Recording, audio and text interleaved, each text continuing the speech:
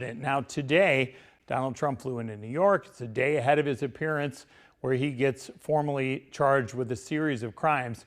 And it's the first time a current or former president's ever been criminally charged. Now, the Manhattan District Attorney, Alvin Briggs, had to convince at least a dozen citizens on the New York grand jury that there is enough evidence that Trump should get criminally charged. But Iowa's Republican governor and 2 U.S. senators have criticized that Democratic district attorney, not the jurors who had heard the evidence. Making sure the base that supports Donald Trump and the conservative MAGA Republicans, who are the majority now, will feel empowered and will turn out for him at the Iowa caucuses, and then the New Hampshire primary and other primaries, and get him nominated.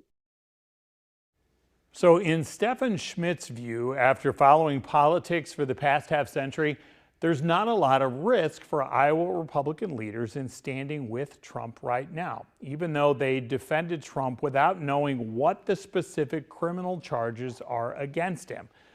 Schmidt believes that this is all pretty simple. Trump, as of now, could be the party's nominee next year.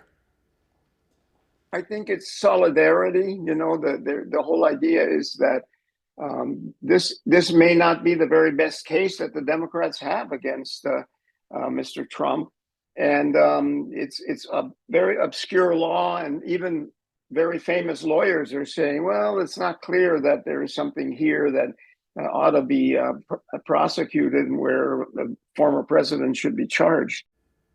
So in his mind, those more serious cases could include taking classified documents and pressuring Georgia officials into helping him overturn the election. Those are 2 other investigations going on. So big question here is there a tipping point to this?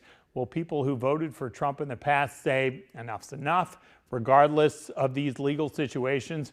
And why would those who did not vote for him, especially in 2020, see all of this and then decide to vote for him in 2024? But as we've mentioned, if you look at all those political polls out there right now, it shows that Trump remains the most popular Republican heading into next year's Iowa caucuses.